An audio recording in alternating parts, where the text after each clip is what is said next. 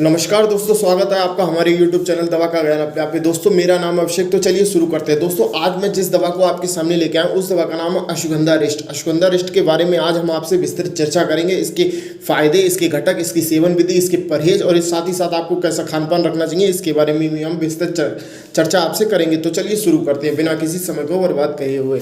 सबसे पहले हम इसके बारे में बात कर लेते हैं किस किस क्या इसका मुख्य गुणधर्म होता है। इसका मुख्य गुणधर्म होता है दिमाग से संबंधित, दिमाग की कमजोरी, बात रोग, वायु से संबंधित जो रोग होते हैं, या फिर स्नायु कमजोरी, अगर आपके शरीर में सामान्य कमजोरी होती है उसमें भी इसका प्रयोग कर सकते हैं। तो चलिए इसके पहले फायदे के ही बारे में बात कर लेते हैं, तब इसके घटक के बारे में बात करेंगे। सबसे पहले अगर आपकी दिल की धड़कन बढ़ती है, आपको दिल में धक धक की शिकायत है, अगर आपकी थोड़ा सा भी काम करते हैं दिल की धड़कन बढ़ जाती है, तब आप इसका प्रयोग कर सकते हैं। अगर आपको अंदर से बेचैनी लगती है तब भी आप इसका प्रयोग कर सकते हैं। अगर आपको मूर्छा की शिकायत है तब भी आप इसका प्रयोग कर सकते हैं। अगर आपको महिलाओं में, अगर ज़्यादातर महिला पुरुष में होने वाला हिस्टीरिया रोग जो ज़्यादातर महिलाओं में ही होता है, उसमें भी आप इसका प्रयोग कर सकते हैं।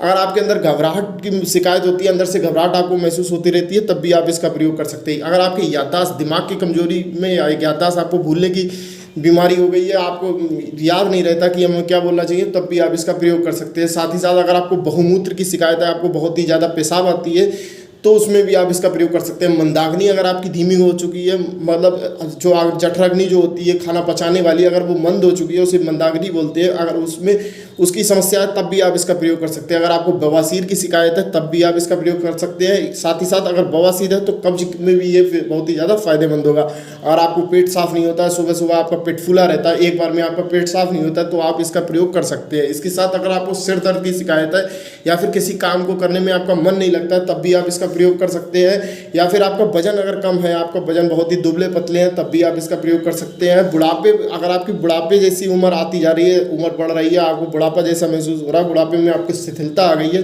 तो उसको भी ये ठीक करता है। साथ ही साथ इसके प्रयोग से बल, वीर, क्रांति एवं शक्ति की वृद्धि होती है। हमारे शरीर में बल, आपके बलवान होंगे, उसके साथ आपका क्रांति, चेहरे पर क्रांति आएगी, ऊपर से आपका वीर भी बढ़ेगा। अगर वीर बढ़ेगा तो स्वस्थ शरीर मजबूत रहेगा और आप सुदृढ़ होकर खड़े रहेंगे।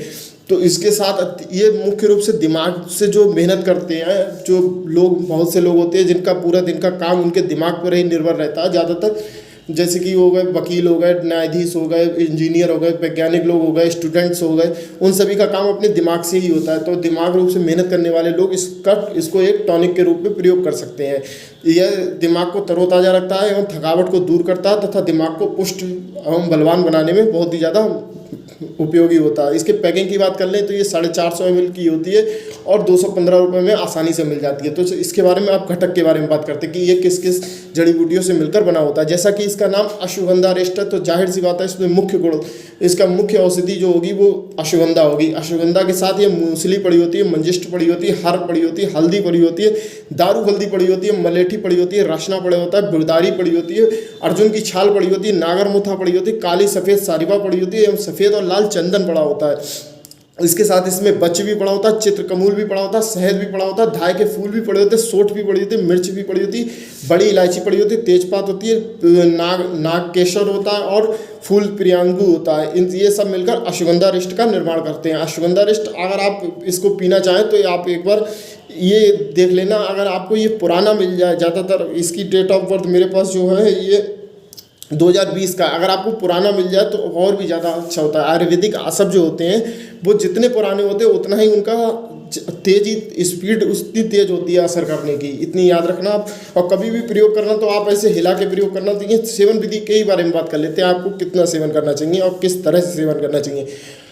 सबसे पहले आपको 15 से 30 ml दवा और उतना ही बराबर जल ऐसे करके हिलाइए और 15 से 30 ml दवा को 15 से 30 ml जल के साथ भोजन के तुरंत बाद लेना, दिन में 2 बार, सुबह शाम आप इसका प्रयोग कर सकते हैं। अगर आपको दिमाग की कमजोरी के लिए आप इसका प्रयोग कर रहे हैं तो आप इसके साथ ब्रेन टैबलेट का भी प्रयोग कर सकते हैं। ब्रेन टैबलेट के ऊपर वीडियो मैंने ऑलरेडी बनाई हुई है, चैनल पर जाकर आप देख सकते हैं।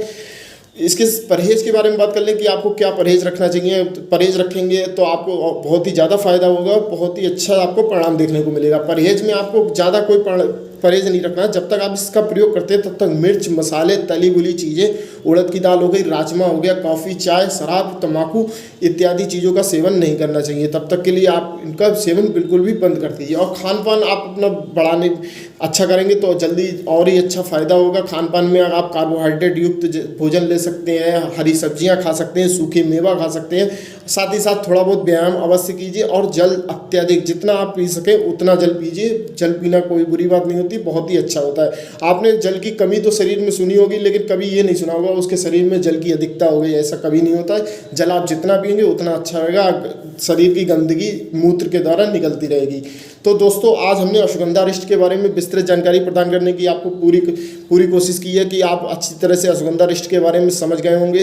अगर किसी भी तरह की अगर आपके मन में शंका है, आपके अंदर सवाल है, आपको ये वीडियो देखकर क्लियर नहीं हुआ तो नीचे कमेंट बॉक्स में हमें कमेंट करके जरूर बताएं। हम आपकी पूरी कोशिश करेंगे कि आपको एक सटीक और स्पष्ट उत्तर दें ताकि आपके मन की पूरी जिज्ञासा खत्म हो जाए। दोस्तों अगर आप अभी तक आपने हमारे YouTube चैनल को सब्सक्राइब नहीं किया तो चैनल जरूर सब्सक्राइब करें। नीचे लाल वाले बटन को क्लिक करके